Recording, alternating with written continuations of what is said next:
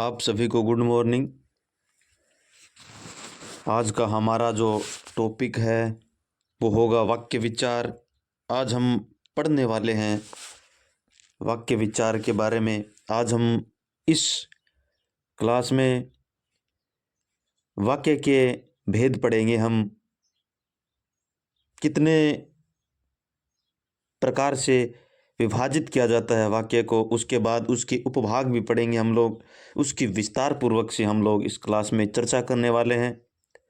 और आपको एक बात याद दिला देता हूँ कि वाक्य विचार से हमें 2 प्रश्न निश्चित रूप से देखने को मिलते हैं और रेट में 2 फर्स्ट ग्रेड सेकंड ग्रेड में 2 से 3 प्रश्न हमें कन्फर्म रूप से मिलते हैं।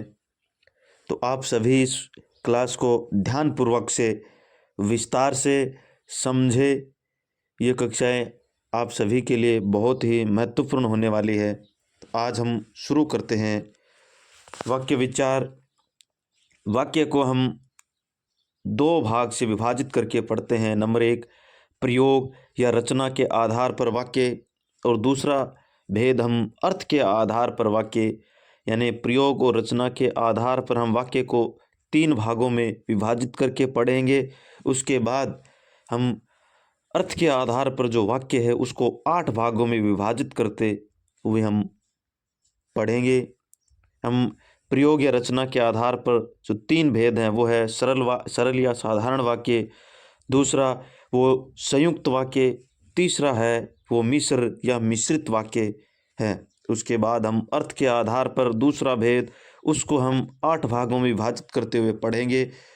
नंबर 1, विधानवाचक वाक्य, दूसरा भेद है वो निषेधवाचक वाक्य, उसके बाद प्रश्नवाचक वाक्य, चौथा भेद हम पढ़ेंगे विस्मय सूचक वाक्य, पांचवा भेद हम इच्छावाचक वाक्य, और छठा भेद हम पढ़ेंगे आज्ञावाचक वाक्य, सातवां संकेतवाचक वाक्य, आठवां संदेहवाचक वाक्य।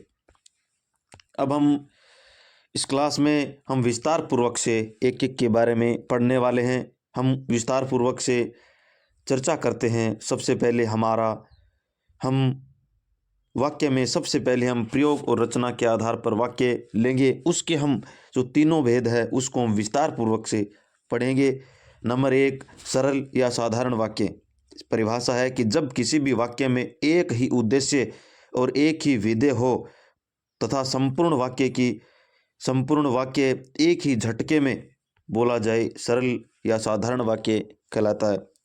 आजकल एग्ज़ाम का जो स्तर है वो अलग तरीके से हो गया है। इस जो थर्ड ग्रेड भर्ती और फर्स्ट ग्रेड भर्ती में हमें यह प्रश्न पूछा गया था, उसमें सरल वाक्य निम्नलिखित में से सरल वाक्य की कौन सा कथन सही है। उसमें लिखा था एक ही वह वाक्य एक ही उद्देश्य में बोला जाए। ऑप्शन नंबर 2, एक ही उद्देश्य एक ही विधेय में बोला जाए। उसमें ऑप्शन था ए और बी दोनों सही। इस तरीके से हमने वाक्य में पूछा था। तो आप सभी को इस वाक्य की जो क्लास है उसको विस्तार पूर्वक से और ध्यान पूर्वक से पढ़ना है। हम प्रयोग या रचना के आधार पर हम लोग वाक्य पढ़ रहे हैं। उसका पहला भाग है वो है सरल या साधारण वाक्य। उसकी परिभाषा हमने पढ़ी है कि जब किसी भी वाक्य में एक ही उद्देश्य और एक ही विधेय हो तथा संपूर्ण वाक्य एक ही झटके में बोल जाए, सरल या साधारण वाक्य कहलाता है। इसके उदाहरण हैं रमेश हल से खेत जोत रहा है, यानी उद्देश्य सिर्फ एक है रमेश, और विधेय है वो एक है कि हल है वो खेत से जोत रहा है। अब हम वाक्य के 2 अनिवार्य अंग या घटक होते हैं, वो कौन कौन से। नंबर 1, उद्देश्य हो गया। दूसरा विधेय। उद्देश्य में कौन कौन आता है, जैसे कर्ता और कर्ता का विस्तारक आएगा, यानी करने वाला। और विधेय के अंदर कर्म का विस्तारक, क्रिया का विस्तारक, पूरक और पूरक का विस्तारक आता है। इस प्रकार हमने विधेय और उद्देश्य, जो वाक्य के जो अंग होते हैं, घटक होते हैं, उसके बारे में पढ़ा। अब हम इसका जो दूसरा उदाहरण है वो है कि मेरा मित्र गणेश मोतीचूर के लड्डू बहुत खाता है। अब उद्देश्य है मेरा मित्र गणेश, यहाँ तक हो गया उद्देश्य।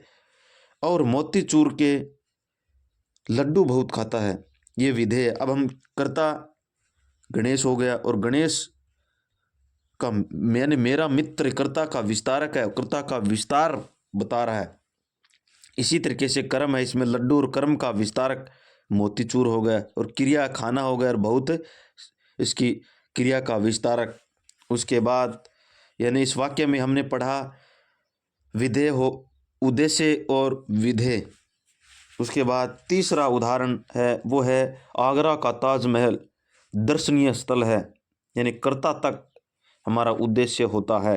आगरा का ताजमहल दर्शनीय स्थल है, ये हमारा विधेय है। उसके बाद उद्देश्य विशेषण क्या होता है, यानी जब किसी वाक्य में प्रयुक्त विशेषण संज्ञा के तुरंत पहले प्रयुक्त हो जाए, उद्देश्य विशेषण कहते हैं। जैसे वह ईमानदार लड़का है, यानी लड़का एक विशेषण है, विशेषण से ठीक पहले उद्देश्य विशेषण प्रयुक्त हो गया तो उसे उद्देश्य विशेषण कहते हैं।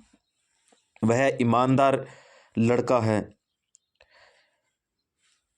वह चतुर लड़की है। अब विशेषण से यानी संज्ञा से ठीक पहले है वो विशेषण प्रयुक्त हो गया, यानी उद्देश्य है तो उद्देश्य विशेषण हो जाएगा। इसी तरीके से हम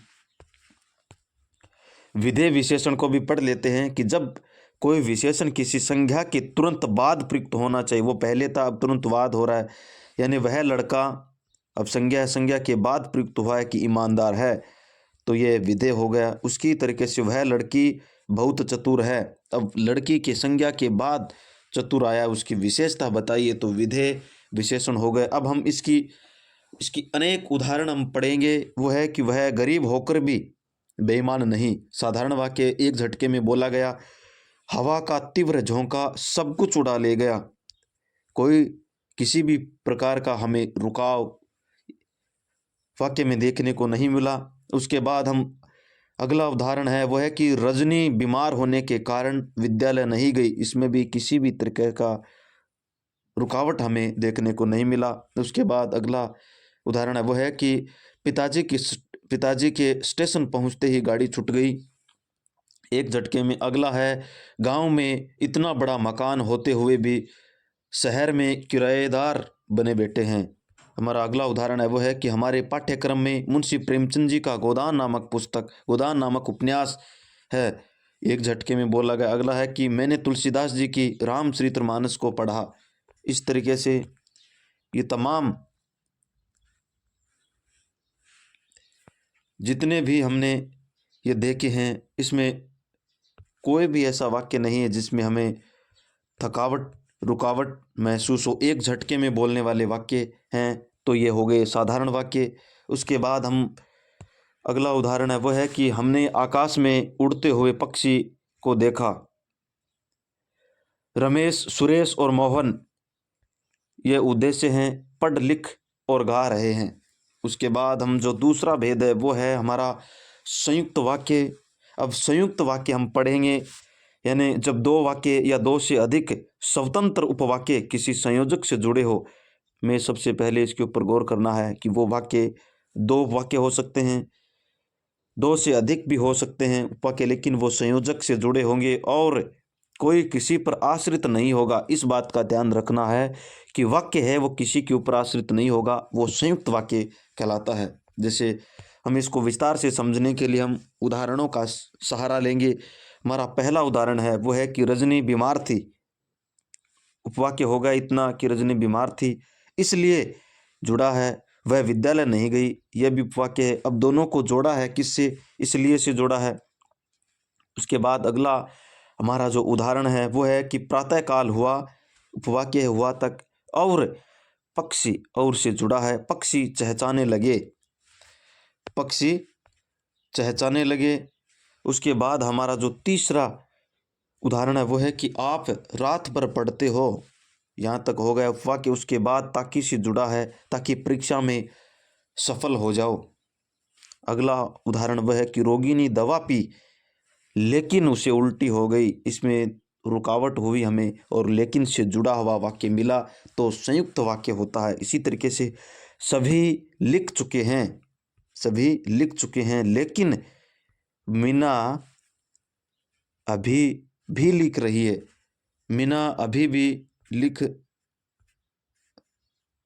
रही है। मीना क्या कर रही है? अभी भी लिख रही है। उसके बाद अगला है निहारिका ने रोना शुरू किया और से जुड़ा है और वह बेहोश हो गई। अगला है निहारिका ने रोना शुरू किया और वह बेहोश हो गई। उसके बाद और से जुड़ा है यानी पिताजी ने खाना खाया, उपवाक्य है। उसके बाद और वे कार्यालय चले गए। उसके बाद हमारा जो अगला है वह है कि मैंने एक आदमी देखा था। मैंने एक आदमी देखा था, उपवाक्य है, लेकिन वह बहुत मोटा था। मेरी बीवी ने, अगला उदाहरण है कि मेरी बीवी ने केक काटा। यहाँ तक हो गया वाक्य, परंतु उसने केक किसी को नहीं खिलाया, अपने आप खा गई। उसका है अगले वाला उदाहरण है कि वह रमेश है और उसे पढ़ना पसंद है लेकिन वह बहुत सोता है। लेकिन से जुड़ा है।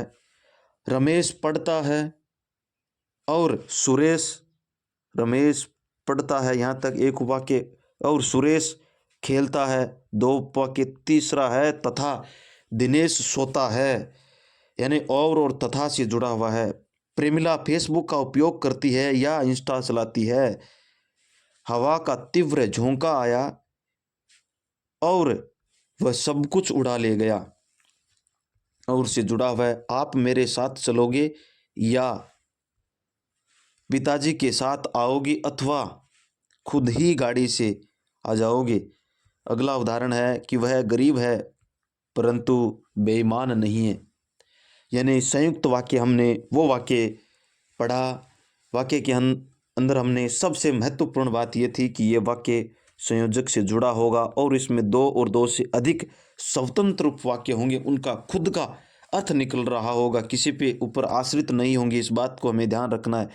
और सबसे बड़ी महत्वपूर्ण बात यह है कि ये संयोजक से जुड़े हुए मिलेंगे, जैसे इसलिए, और, ताकि, लेकिन, परंतु, तथा, या, बल्कि, अथवा इनसे जुड़े हुए वाक्य मिलेंगे। सभी वाक्य है वो संयोजक से जुड़े हुए हमें देखिए। अब हम अगला उदाहरण, हमारा जो अगला भेद है वो है तीसरा, वो है मिश्र वाक्य। यानी जब किसी भी वाक्य में एक प्रधान उपवाक्य और एक से अधिक आश्रित होंगे, यानी प्रधान उपवाक्य तो एक होगा लेकिन आश्रित वो एक से अधिक उपवाक्य होंगे, वो हम मिश्र वाक्य के अंदर रखेंगे। उदाहरण है जैसे ही कृष्ण ने बांसुरी बजाई वैसे ही राधा नाचने लगी। अगला उदाहरण वो है कि हवा का तीव्र झोंका ऐसा आया, यानी ऐसा हवा का तीव्र झोंका ऐसा आया।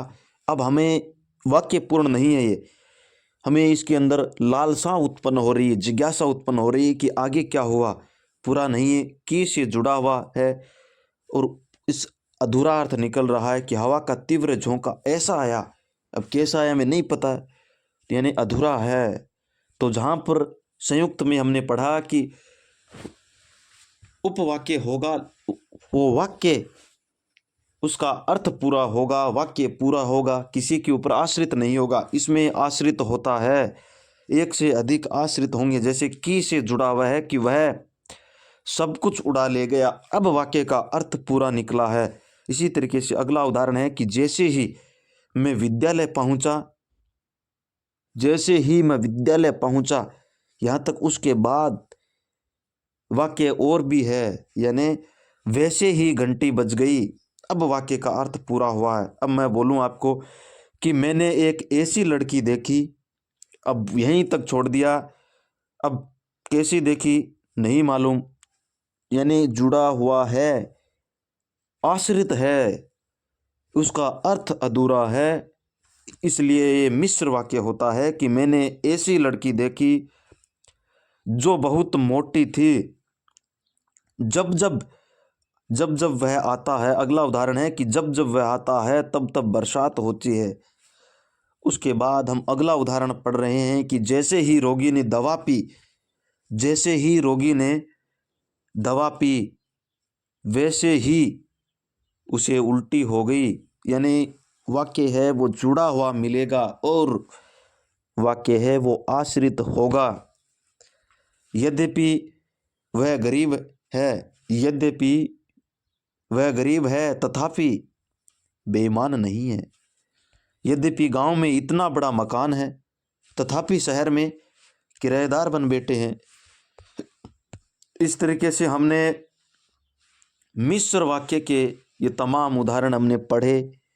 इसमें सारे के सारे उदाहरणों में हमने एक भी ऐसा उदाहरण नहीं देखा जो अपने खुद का अर्थ प्रकट करता हो, यानी वो वाक्य आश्रित होगा, उपवाक्य है वो आश्रित होगा। दो वाक्य, तीन एक विधेय के बाद प्रधान उपवाक्य होगा और एक से अधिक हम इसके अंदर उपवाक्य होंगे, आश्रित होंगे, वो मिश्र वाक्य होता है। अब हम इसको, इसके संयोजक चिन्ह कौन कौन से हैं, जिस किसी भी वाक्य में आपको ये वाक्य पूरा या परिभाषाएं नियम इसके याद नहीं रहे तो आपको ये संयोजक चिन्ह याद रख लेने हैं।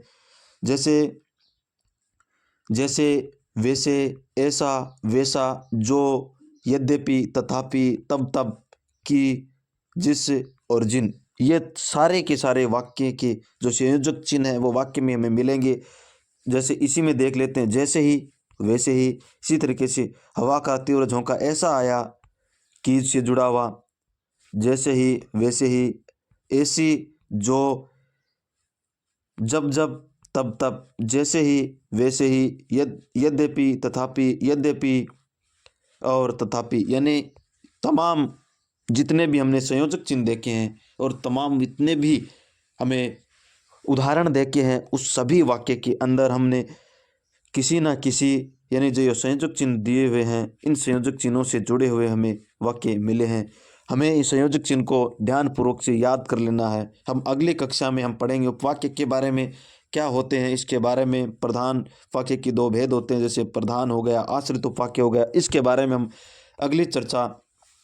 अगली कक्षा में चर्चा करेंगे। एक बार हमने आज क्या पढ़ा इसके बारे में देख लेते हैं। हमने आज पढ़ा वाक्य विचार। वाक्य विचार में हमने आज विस्तार पूर्वक से जो चर्चा करी है वो 1 नंबर का जो भेद है प्रयोग या रचना के आधार पर, उसको हम 3 भेदों में, जो 3 भेद होते हैं, जैसे सरल या साधारण वाक्य, उसके बाद हमने संयुक्त वाक्य पढ़ा, उसके बाद हमने मिश्र वाक्य पढ़ा और हमने सामान्य जानकारी में यह पढ़ा कि अर्थ के आधार पर वाक्य को 8 भागों में विभाजित करके हम विभाजित करते हैं। उसके भेद 8 कौन कौन से, विधानवाचक वाक्य, निषेधवाचक, उसके बाद प्रश्नवाचक और विस्मय सूचक, इच्छावाचक, आज्ञावाचक, संकेतवाचक और संदेहवाचक। उसके बाद हमने प्रयोग और रचना के आधार पर हमने पढ़ा, उसके बारे में विस्तार पूर्वक से हमने चर्चा। सरल या साधारण वाक्य, यानी इसके अंदर एक ही उद्देश्य होगा, एक ही विधेय होगा और वह संपूर्ण वाक्य एक झटके में बोला जाएगा। उसमें उद्देश्य एक होगा, विधेय एक होगा। पढ़ा हमने, इसके उदाहरण पढ़े, जैसे आगरा का ताजमहल दर्शनीय स्थल है, उसमें एक उद्देश्य यानी आगरा का ताजमहल, यहाँ तक उद्देश्य, उसके बाद दर्शनीय स्थल विधेय हो गया। उसके बाद हमने उद्देश्य विशेषण पढ़ा, जैसे विशेषण यानी संज्ञा से ठीक पहले हमने उद्देश्य विशेषण हो गया, जैसे वह ईमानदार लड़का है, वह चतुर लड़की है। और विधेय यानी संज्ञा से तुरंत बाद आनी चाहिए, यानी लड़का के बाद हमने ईमानदार, यानी विधेय विशेषण हो गया। इसी तरीके से वह लड़की चतुर है। हमने सरल या साधारण वाक्य के हमने अनेक उदाहरण पढ़े, जैसे वह गरीब होकर भी बेईमान नहीं, हवा का तीव्र झोंका सब कुछ उड़ा लेगा, रजनी बीमार होने के कारण विद्यालय नहीं आई, पिताजी के स्टेशन पहुंचते ही घंटी बज गई। उसके बाद गांव में इतना बड़ा मकान होते हुए भी शहर में किराएदार बन बैठे। हमारे पाठ्यक्रम में मुंशी प्रेमचंद जी का गोदान नामक उपन्यास है। मैंने तुलसी जी की रामचरितमानस को पढ़ा। उसके बाद हमने एक उदाहरण और देखा, वो था कि हमने आकाश में उड़ते हुए पक्षी को देखा। अगला उदाहरण हमने देखा कि हमने रमेश, सुरेश और मोहन पढ़ लिख और गा रहे हैं। उसके बाद हमने संयुक्त वाक्य के अंदर हमने 2 या 2 से अधिक स्वतंत्र उपवाक्य होंगे, किसी के ऊपर आश्रित नहीं होंगे और संयोजक से जुड़े हुए मिलेंगे।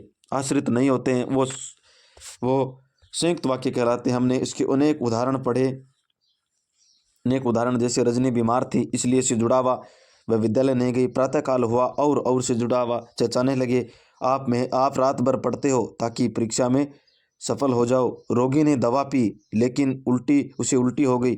अब सभी लिख चुके हैं, यहाँ तक वाक्य हो गया किसी पे आश्रित नहीं है लेकिन से जुड़ा हुआ है। मीना अभी भी लिख रही है। निहारिका ने रोना शुरू किया और वह बेहोश हो गई।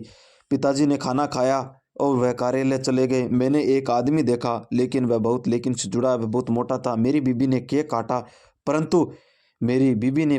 काटा परंतु उसने किसी को केक नहीं खिलाया। वह रमेश है और उसे पढ़ना पसंद है लेकिन बहुत सोता है। रमेश